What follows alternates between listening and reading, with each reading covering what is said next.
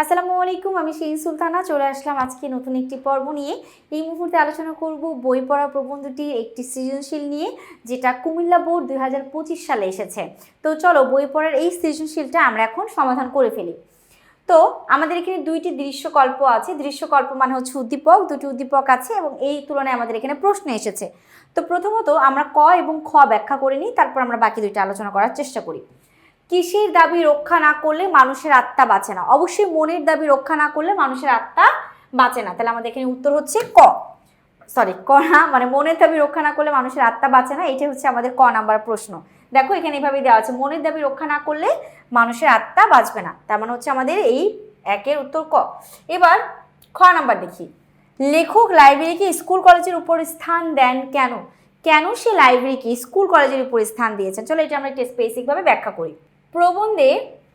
প্রবন্ধে লেখক লাইব্রেরিকে স্কুল কলেজের উপর স্থান দেন এই কারণে যে লাইব্রেরিতে লোক স্বেচ্ছায় স্বচ্ছন্দ চিত্তে স্বশিক্ষিত হওয়ার সুযোগ পায়। অর্থাৎ লাইব্রেরিতে একজন ব্যক্তি নিজে নিজে গিয়ে পড়াশোনা করে নিজে শিক্ষিত হওয়ার সুযোগ পায়, যেটা অন্য কোনো কিছুতে হয় না। বই পড়া প্রবন্ধে লেখক বলেছেন বর্তমানে স্কুল কলেজগুলো ছাত্রছাত্রীদের বিদ্যা গলদ্ধকরণ করাচ্ছে। গলাদ্ধকরণ মানে হচ্ছে একেবারে গলা পর্যন্ত গিলিয়ে গিলিয়ে পড়াচ্ছে বা একদম ঢুকিয়ে ঢুকিয়ে পড়াচ্ছে। তাই এই পরিস্থিতিতে লাইব্রেরির বিকল্প নেই। লাইব্রেরিতে প্রতিটি ছাত্রছাত্রী তার নিজের শক্তি ও রুচি অনুসারে বই পড়ে নিজেকে জ্ঞানের রাজ্যে এক ধাপ এগিয়ে নিতে পারছে। তো এই জন্য হচ্ছে লেখক বলেছে লেখক লাইব্রেরিকে স্কুল কলেজের উপরে স্থান দিয়েছেন। তো আমরা ক এবং খ নাম্বার প্রশ্নটা খুব সুন্দর করে সমাধান করতে পারলাম। এখন আমরা বাকি দুইটা প্রশ্ন সমাধান করব, গ এবং ঘ। গ নাম্বার প্রশ্নে কি বলেছে দেখো, গ নাম্বার প্রশ্নে বলেছে যে উদ্দীপকের যেই 1 নং উদ্দীপক যেটা আছে, আমাদের উদ্দীপকে দুইটা আছে, তো এখানে 1 নং উদ্দীপকে বই পড়া প্রবন্ধের ফুটে ওঠা দিকটি ব্যাখ্যা করতে বলেছে। অর্থাৎ উদ্দীপক 1-এর সঙ্গে আমাদের বই পড়া প্রবন্ধের কি মিল আছে সেটা। তো তার আগে আমরা 1 নং উদ্দীপকটা ভালো করে ব্যাখ্যা করি। দেখো এখানে কি বলছে, গ্রন্থগত বিদ্যা আর পরহস্তে ধন, নহে বিদ্যা নহে ধন হলে প্রয়োজন। এখন এটার সঙ্গে আমাদের বই পড়ার প্রবন্ধের আসলে কোন জায়গায় মিল আছে এইটুকু বলতে বলছে। তোমরা সব থেকে বেশি ভয় পাও যে আমাদের কবিতা থেকে যদি কোনো ধরনের উদ্দীপক আসে তাহলে তোমরা একেবারে ঘাবড়ে যাও, কোনো কিছু বুঝো না।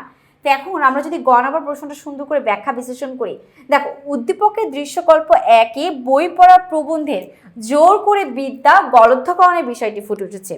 জোর করে বিদ্যা গেলানোর বা জোর করে পড়াশোনা করানোর যে ব্যাপারটা সেটা চেষ্টা করেছে, জোর করে জ্ঞান আহরণ করা, জোর করে ধন সম্পত্তি বাড়ানো, সেটার কথা উদ্দীপকে জোর দিয়ে বলা হয়েছে। তো জোর করে বিদ্যা লাভ করলে তা ফল শূন্য, জ্ঞানের রাজ্যে তা একেবারে মূল্যহীন। বই পড়া প্রবন্ধে লেখক আমাদের শিক্ষা কাঠামো ব্যাপক সমালোচনা করেছেন। আমাদের শিক্ষার মূল উদ্দেশ্য হওয়া উচিত জ্ঞান আহরণ করা, কিন্তু তা না করে বর্তমান ছাত্রছাত্রীরা বিদ্যা গলদ্ধকরণ করছে, এতে জাতি জ্ঞানশূন্য হয়ে পড়েছে। এমন শিক্ষা তাদের জীবনকে কোনো উপকার বয়ে আনতে পারে না। অর্থাৎ এমন শিক্ষা তাদের জীবনে কোনো উপকার বয়ে আনতে পারে না, যেটা জোর করে আমাদেরকে পড়ানো হচ্ছে। এবার দেখো বই পড়া প্রবন্ধে লেখক বই পড়ার অনভ্যাসের কথা তুলে ধরেছেন। উদ্দীপকে দৃশ্যকল্প 1-এ বলা হয়েছে গ্রন্থগত বিদ্যা আর পরহস্তে ধন, নহে বিদ্যা নহে ধন হলে প্রয়োজন। অর্থাৎ বইয়ের মধ্যে লিখিত বিদ্যা থেকে ছাত্রছাত্রীরা যদি জ্ঞান অর্জন করতে না পারে তবে তা তাদের জীবনে কখনো কোনো উপকারে আসবে না। শিক্ষার মূল উদ্দেশ্যই হলো জ্ঞান লাভ, শুধু পরীক্ষায় পাশের জন্য পড়াশোনা করা হলো একেবারে মূল্যহীন, যেটা এখন বর্তমান শিক্ষার্থীরা করে থাকে, পরীক্ষায় পাশ করার জন্যই তারা লেখাপড়া করে থাকে, বাট এটা হচ্ছে একেবারে মূল্যহীন। উদ্দীপকের দৃশ্যকল্প 1-এর মূল কথা, জোর করে বিদ্যা লাভ করলে তা অন্তঃসার শূন্য, অর্থাৎ ভেতর থেকে শূন্য বা খালি। প্রবন্ধকার প্রমোদ চৌধুরী তার বই পড়া প্রবন্ধে এই বিষয়টি আলোকপাত করা হয়েছে। তো আমরা আশা করি আমাদের গ নাম্বার প্রশ্নটা খুব ভালো করে বুঝতে পারলাম। হ্যাঁ, কি বলা হয়েছে, জোর করে বিদ্যা গেলানোটা উদ্দীপক 1-এ প্রমাণ করেছে। এবার আমরা ঘ নাম্বারটা আলোচনা করবো। দেখো ঘতে কি আছে,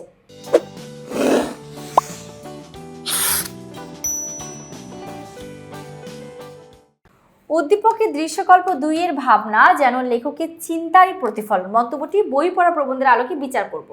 আচ্ছা, মন্তব্যটি বই পড়ার আলোকে আমরা কিভাবে বিচার করতে পারি একটু দেখি।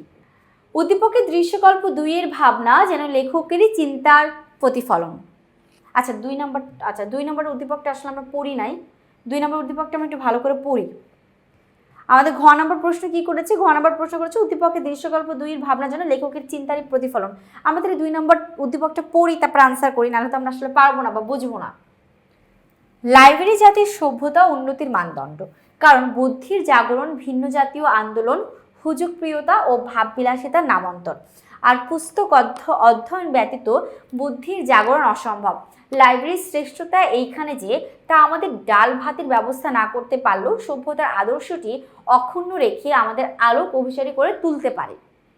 তো এইটা কি একেবারে বই পড়া প্রবন্ধের প্রমোদ চৌধুরী আলোকপাত করেছেন না, যে জাতি মানুষ হবে, জাত মানুষ হবে, বা আমাদের বই পড়ার মাধ্যমে আমাদের যে মানসিকতা আছে বা আমাদের যে গুরুত্ব আছে সেই গুরুত্বের কথা কিন্তু তিনি এখানে সুন্দর করে প্রতিস্থাপন করেছেন।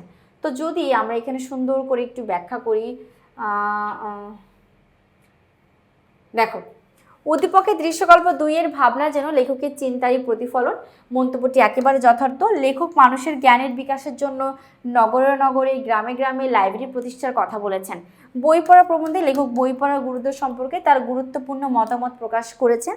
বই পড়ার অভ্যাস সবার কাছে ছড়িয়ে দেবার জন্য বেশি করে লাইব্রেরি প্রতিষ্ঠার কথা তিনি এখানে বলেছেন। তিনি মনে করেন মানুষ যদি স্বেচ্ছায় বই পড়ে তাহলে সে জ্ঞানের রাজ্যে এক ধাপ এগিয়ে যাবে। এভাবে মানুষের উন্নত মানসিক বিকাশ ঘটিয়ে থাকে।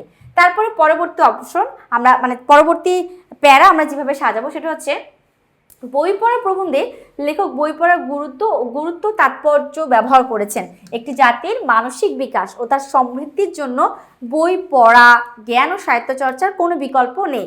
পাঠকের নিজের মনের দাবি লাইব্রেরিতে পূরণ হয় বলে লেখক লাইব্রেরিকে স্কুল কলেজের উপর একবারে স্থান দিয়েছেন। দৃশ্য 2 অনুসারে বলা যায় লাইব্রেরি হলো উন্নত জাতি তৈরির একটি কারখানা। বুদ্ধির জাগরণ হয় বিদ্যা জাগরণের মাধ্যমে। সুশিক্ষিত লোক মাত্রই স্বশিক্ষিত, তার জন্য বই পড়ার অভ্যাস বাড়াতে হবে। এজন্য বেশি বেশি লাইব্রেরি প্রতিষ্ঠার প্রয়োজন রয়েছে। তারপর দেখো লাইব্রেরি জাতির সভ্যতা উন্নতির একেবারে মানদণ্ড। বুদ্ধির জাগরণ ছাড়া জাতীয় আন্দোলন, হুজুগপ্রিয়তা, বিলাসিতার একটা অন্য নাম। বই পড়া ব্যতীত বুদ্ধির জাগরণ একেবারেই অসম্ভব। লাইব্রেরির শ্রেষ্ঠতা এইখানে যে তা আমাদের ভাত ডালের ব্যবস্থা না করতে পারলেও সভ্যতার আদর্শটি অক্ষুণ্ণ রেখে আমাদের আলোকে অভিসারী করে তুলতে পারে। উপরোক্ত আলোচনা আমার থেকে বলা যায় যে উদ্দীপকের দৃশ্যকল্প 2 এর ভাবনা লেখকের একেবারে চিন্তারই প্রতিফলন। তো আমরা কুমিল্লা বোর্ডে আসা প্রশ্নটা দেখতে পেয়েছি। কে বলে কুমিল্লা বোর্ডে শুধু কঠিন আর কঠিন প্রশ্নই আসে? ব্যাপারটা কিন্তু এরকম না। আমরা এই যে বই পড়ার যে প্রশ্নটা এই মুহূর্তে সলভ করলাম 2025 সালে এসেছে, অসম্ভব সহজ এসেছে, বিশেষ করে বই পড়া থেকে। এত সহজ, নর্মালি বই পড়া প্রবন্ধটা তোমাদের কাছে অনেক কঠিন মনে হয়ে থাকে, কিন্তু আমাদের এখানে কিন্তু এতটাও কঠিনভাবে বলা নাই। তো আমরা আজকে শেষ করলাম বই পড়া প্রবন্ধটি কুমিল্লা বোর্ডে আসা প্রশ্ন। আশা করি সকলে বুঝতে পেরেছো। এখন এই মুহূর্তেই এখানেই শেষ করব। পরবর্তী পর্ব নিয়ে খুব দ্রুতই হাজির হব। আল্লাহ হাফিজ, আসসালামু আলাইকুম।